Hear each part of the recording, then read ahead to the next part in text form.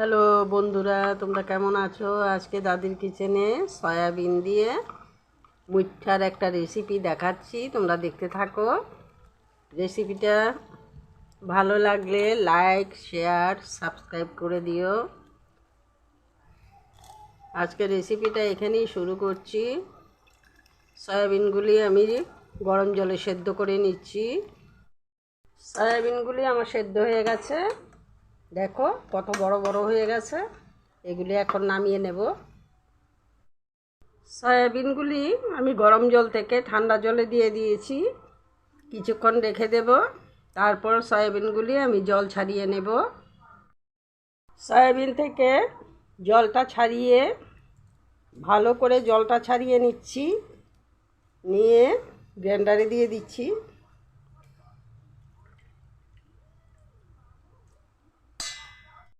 সয়াবিনটা আমি গ্রাইন্ডারে গ্রাইন্ড করে নিয়েছি। এটার মধ্যে এখন দিয়ে দিচ্ছি বেসন 2 চামচ,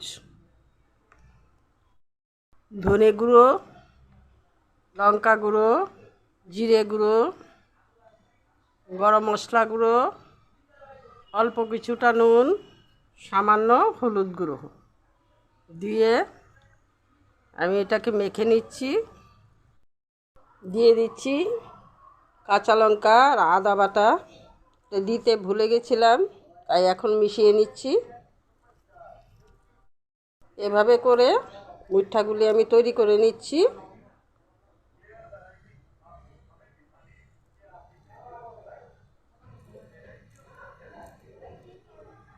একবার বানিয়ে খেয়ে দেখো। সয়াবিন তো অনেকভাবে খেয়েছো, এভাবে মুঠা বানিয়ে খেয়ে দেখো কতটা টেস্টি হয়।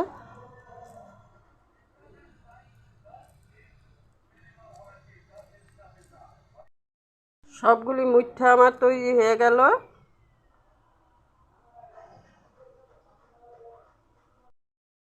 মুঠা তৈরি করার জন্য কিছুটা মশলা রেডি করে নিচ্ছি আমি।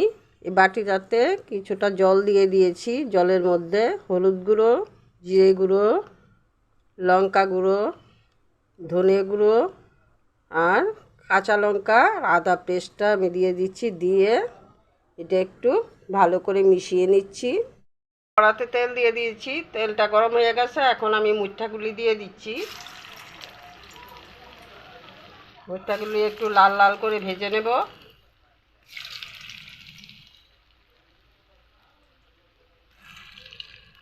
খুব একটা বেশি দেব না, অল্প করে দিয়েছি। সবগুলি মুঠা আমি ভেজে নিলাম।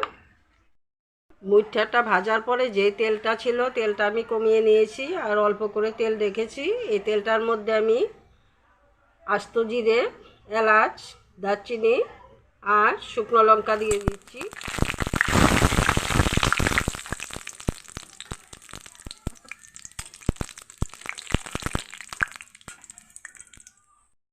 যে মশলাটা তৈরি করে রেখেছিলাম সেই মশলাটা দিয়ে দিচ্ছি। আমি ফোড়নটা ভেজে নিয়েছি।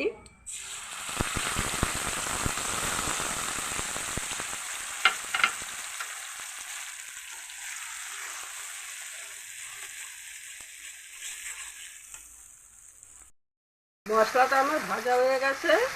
এখন কিছুটা টমেটো পেস্ট করে রেখেছিলাম, টমেটো পেস্টটা দিয়ে দিচ্ছি। দিয়ে দিচ্ছি পরিমাণ মতো নুন, অল্প কিছুটা চিনি আর কালারের জন্য কাশ্মীরি লঙ্কা গুঁড়ো দিয়ে আমি আর একটু ভেজে নিচ্ছি। মশলাটা আমার ভাজা হয়ে গেছে। এখন এখানে দুটো আলু আমি ভেজে রেখেছিলাম নুন হলুদ দিয়ে, এটা আমি দিয়ে দিচ্ছি।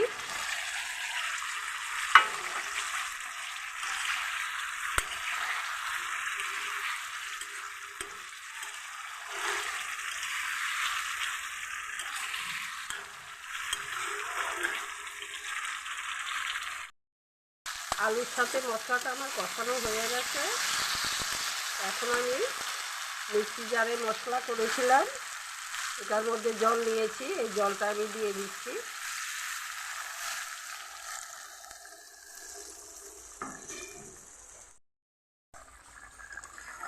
ঝোলটা আমার ফুটে উঠতে শুরু করেছে। এখন আমি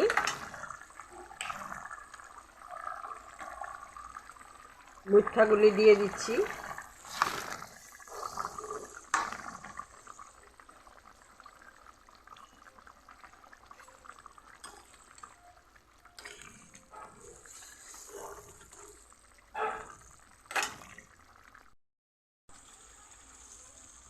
এভাবে বানিয়ে তোমরা একবার খেয়ে দেখো কতটা টেস্টি হয়। আলুটা দেখো কত সুন্দর সিদ্ধ হয়ে গেছে।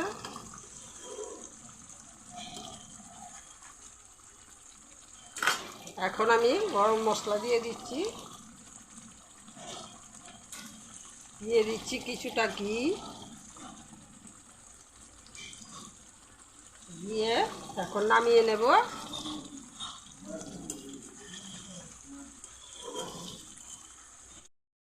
আজকের রেসিপিটা এখানেই শেষ করছি। তোমরা এভাবে বানিয়ে খেয়ে আমাকে জানাবে। সয়াবিন অনেকভাবে খেয়েছো, আজকে আমি যেভাবে রান্না করেছি সেভাবে খেয়ে একবার দেখো কতটা টেস্টি হয়, আঙ্গুল চেটে পেটে খাবে।